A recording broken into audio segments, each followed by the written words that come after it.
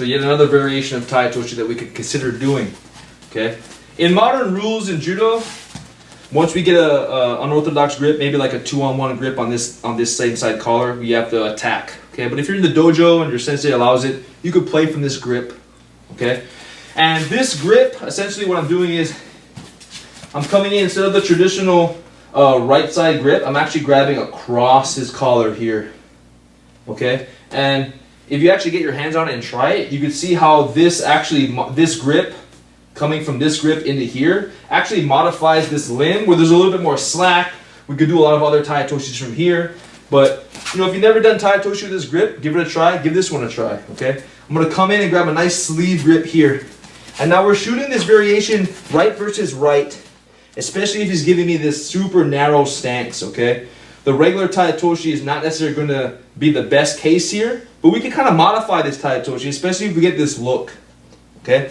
So here we are, we're going to slide this hand in. We're both in extreme right-handed stance here, okay? What I'm going to do first, I'm going to back step in to kind of close this distance here. And now what I'm going to do is I'm going to come in and lunge down. All right, you can see that I'm still taking this shape, but instead of him falling forward for the Tai Otoshi, this now becomes kind of a modified backwards Tai Otoshi. So what makes this kind of a variation of Tai Otoshi is my feet are pretty much kind of taking this Tai Otoshi stance, right?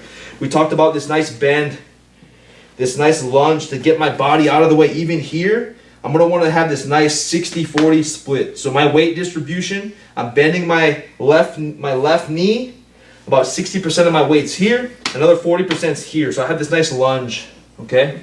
And with this variation, when I come in, right, it's still a tewaza, it's a hand technique. Okay? Tai Otoshi is a hand technique.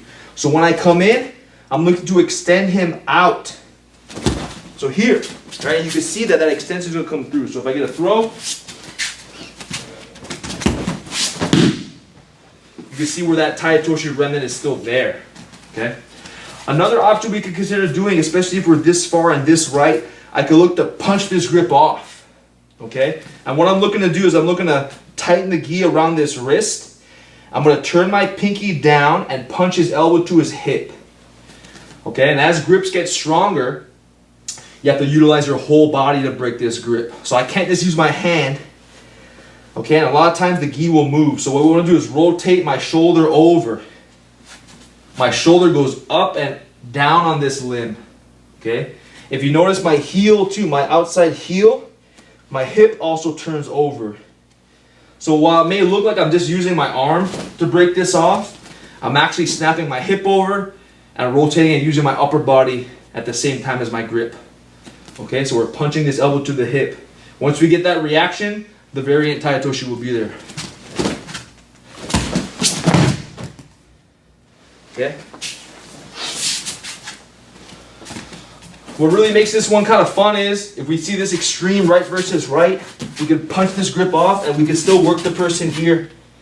Now as we look for this Tai Otoshi, we try and get that nice leg step. Right, we want to catch behind this person. So the same way that we've been finishing Tai Otoshi with this leg is naturally bent here. It's bent for our safety, right? For us, we don't want to lock this joint out, okay? Keep this bent nice and soft here. So as I'm finishing, what I'm going to do is extend this knee, and it actually helps aid the uke to go back. Okay, so when I use this knee bend to finish this lower limb, and I utilize my hands, it puts my whole body in effort to finish this technique. So it looks like this.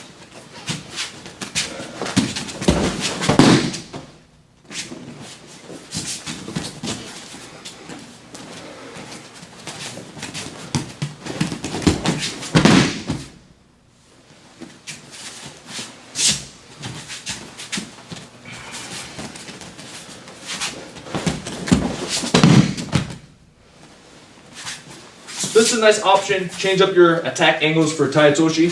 Give it a try at your dojo.